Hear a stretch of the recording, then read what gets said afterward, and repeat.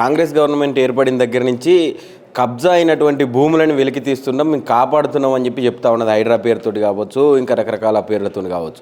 అదే ప్రభుత్వంలో ఇప్పుడు డైరెక్ట్ ప్రభుత్వ అండదండలతోటి భూ కబ్జాలు జరుగుతున్నాయని చెప్పి చెప్తా ఉన్నారు. ప్రస్తుతం స్థానిక రైతు సంఘ నాయకులు ఉన్నారు మనతో పాటు, మాట్లాడే ప్రయత్నం చేద్దాం. అన్న, ఏం జరిగింది ఈ అచ్యుత్ ఇన్స్టిట్యూట్ ఆఫ్ ఎక్సలెన్స్ గురించి? అసలు ఏంటి వివరాలండి?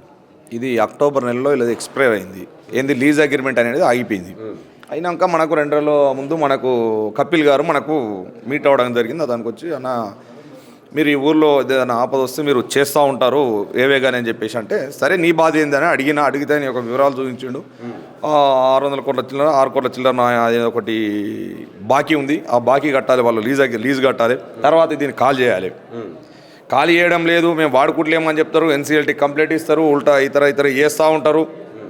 అంతేకాకుండా ఎన్సీఎల్టీ యొక్క ప్రాపర్టీస్ ఏవైతే రంజిత్ రెడ్డి గారికి కానీ రంజిత్ రెడ్డి యొక్క బినామ్లాగా కానీ ఇచ్చిందో అంతవరకే ఉండాలి. నీకు ఒక ప్రాపర్టీ ఇచ్చిన అన్న, ఈ ప్రాపర్టీ వరకే ఉండాలి, ఇంకో ప్రాపర్టీ పట్టుకుంటే బాగుంటుంది, అది ముచ్చట. అయితే ఆయనది అదొకటి. అయితే పాపం ఆయన ఇతర రాష్ట్రం నుంచి వచ్చిండు. ఇతర రాష్ట్రం నుంచి వచ్చిన ఎట్లుంటుంది అంటే, ఇప్పుడు మనూరు రోడ్ కావడం పొరుగు రోడ్ వస్తే ఏమవుతుంది అంటే, ఆ పొరుగు రోడ్ వచ్చా మనం బెదిరిస్తాం, గల్ల ఎగిరిస్తాం, ఏం రా ఏడుకొచ్చాం అన్నట్టుగా. గట్లా అయినది ఏంటంటే, ఏ రాష్ట్రం నుంచి అయినా రాని మాతాన సంస్థలు పెట్టుకుంటా అంటే తెలంగాణ రాష్ట్రం ఆహ్వానిస్తుంది. ఏ ప్రభుత్వం అన్నా ఉండని ప్రజలు ఆహ్వానిస్తున్నారు. ఎందుకంటే వాళ్ళతో వచ్చే ట్యాక్సెస్ తోటి మన అభివృద్ధి చెందుతాము, కొన్ని ఉద్యోగాలు దొరుకుతాయి. ఇప్పుడు నా బొమ్మరాజపేట గ్రామ పిల్లలే దగ్గర ఒక 100 మంది పిల్లలు చేసేవారు. ఇంట్లో ఉపాధి లేకుండా అయిపోయింది, బంద్ అయిపోయి. అయితే ఏదే కానీ ఆయన రంజిత్ రెడ్డి గారు చెప్పేది ఏంటంటే, ఇవన్నీ ప్లాట్లలో రోడ్లు బంద్ చేసాడు, మీకు బయట చూపిస్తాను, గేట్ కాడ రానియాడు. మేము అడిగితే రంజిత్ రెడ్డి గారితో అని చెప్తారు. రంజిత్ రెడ్డి వాడు పోయి నాకు అర్థం కాదు, బొమ్మరాజపేట మాది, రంజిత్ రెడ్డి అంటే రంజిత్ రెడ్డిదే. కానీ మరి ఆయన ఏదైతుందో ప్రాపర్టీ అయినా పెట్టుకోగా నేను వద్దంటలేము. ఎన్సీఎల్టీ ఏదైతే అమ్మిందో ఆయన ప్రాపర్టీ అయినా పెట్టుకోగా మనం వద్దంటలేము. నువ్వు ప్రభుత్వ ప్రాపర్టీకి గేట్లు పెట్టడం ఏంది? ప్రభుత్వ ప్రాపర్టీని నువ్వు ఆక్యుపై చేయడం ఏంది? ప్రజలు ప్లాట్లని ఒక కంపెనీ ఒక బండ్లు పెట్టడం ఏంది? వాళ్ళ కాలర్ వాడుకుంటూ వాళ్ళ మీద బెదిరిస్తావు, వాళ్ళ బంగ్లా వాడుకుంటూ వాళ్ళని బెదిరిస్తావు, పేద ప్రజల ప్లాట్లు వాడుకుంటూ వాళ్ళని బెదిరిస్తావు. అరే నీ మనుషులు నువ్వు బెదిరించిపిస్తున్నావా? నీ మనుషులు బెదిరిస్తురా? నీ మనుషులు రేవంత్ రెడ్డి పేరు ఖరాబ్ అయ్యేవాటి, తిరుపతి రెడ్డి పేరు ఖరాబ్ అయ్యేవాటి, కొండలరెడ్డి అనే పేరు ఖరాబ్ అయ్యేవాటి. అంటే వీళ్ళు కూడా ఉన్నారని చెప్తా ఉన్నారు. వీళ్ళందరూ ఉన్నారు భయ, అంత నా మనుషులు. ఇలా మళ్ళీ ఇలా ఒక ఫీలింగ్ ఏమొస్తాడు, ఇప్పుడు మా రెడ్డి కమిటీలో అరే రెడ్డి బాయ్ అన్నట్టు ఇది ఒక కమిటీ వచ్చినాక అరే నిజం ఉండొచ్చు అనేది వస్తుంది. అంటే సపోర్ట్ చేసి తర్వాత ఇష్యూ సెకండరీ.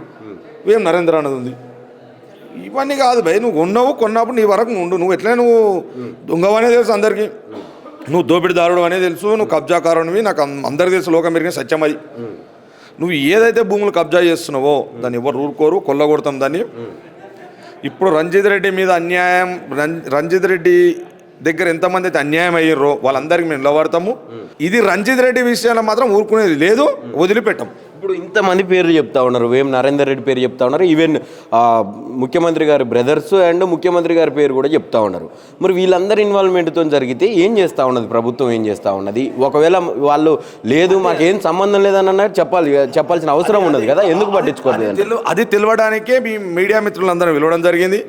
మీ అందరి ద్వారా రేవంత్ రెడ్డి గారికి కానీ వాళ్ళ బ్రదర్స్కి కానీ వేం నరేంద్ర రెడ్డి కానీ ఇది తెలియాలి. రంజిత్ రెడ్డి యొక్క బినామీలు, రంజిత్ రెడ్డి యొక్క మనుషులు మీ పేరు ఎందుకు వాడుతున్నారని తెలియాలని మేము మీకు తెలిసేదాకా కోసమే పోరాటం చేస్తున్నాం. దయచేసి రేవంత్ అన్న, ఇది ప్రజాపాలన లేక సాగిస్తావా లేకపోతే కబ్జా పాలన లేక సాగిస్తావా మీ ఇష్టం అన్న. మీకు 2 చేతులు జోడించి నమస్కరిస్తున్నా. మా పార్లమెంట్ మాజీ సెగ్మెంట్ ఎంపీవి కాబట్టి, మా కోసం ఒకనాడు మాట్లాడిన వ్యక్తివి కాబట్టి, ఒక కొంచెం లోపల హృదయంలో మంచితనం ఉండి నీకు తెలియాలని మీడియా ద్వారా తెలియజేస్తా ఉన్నాం. ఎంతమంది ఉన్నారు అసలు బాధితులు, ఎంతమంది ఉన్నారు, ఎన్ని ప్లాట్లు ఉన్నాయి, ఏంటి? 300 ప్లాట్ల దాకా ఉంటాయి అన్న. 10-15 మంది నా ప్లాట్ ఉన్నారు. కొంతమంది అమ్మేస్తాము ఉంటున్నారు, ఎంతో కొంత అమ్మేస్తామట, పరిస్థితి బాగాలేదు ఉంటున్నారు భయపడి. రేపు డబల్ టెక్కర్ వేసినావు అన్న, ఈయన కోర్టులో పెట్టి మొన్ననే శాంక్షన్ చేసినావు. పాత ప్రభుత్వం ఈ ప్రభుత్వం కలిసి ఏదో చేసిర్రు. ఇప్పుడు డెవలప్ అయ్యే టైము, డెవలప్ అవుతుంటే మీ రాజకీయ నాయకులు నీకు సంబంధిత వ్యక్తులు కాదా మాకు తెలియదు. కానప్పుడు నీకు సంబంధిత వ్యక్తి కానప్పుడు రంజిత్ రెడ్డి మీద వెంటనే చర్యలు చేపట్టమని నేను కోరుతా ఉన్నాను.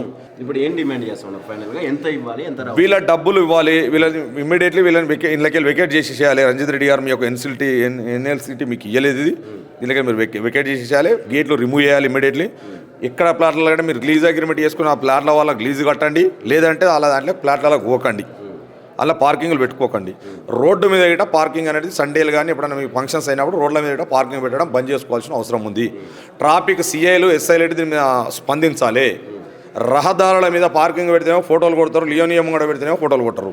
పేదవారికి ఏమో ఒక న్యాయం ఉంటుంది, పెద్దోనికి న్యాయం అంటే పద్ధతి కాదు సార్. మీకు దయచేసి 2 చేతులు జోడించి చెప్తున్నా, చట్టం అందరికీ ఒకటే, ఎవరికి చుట్టం కాదు.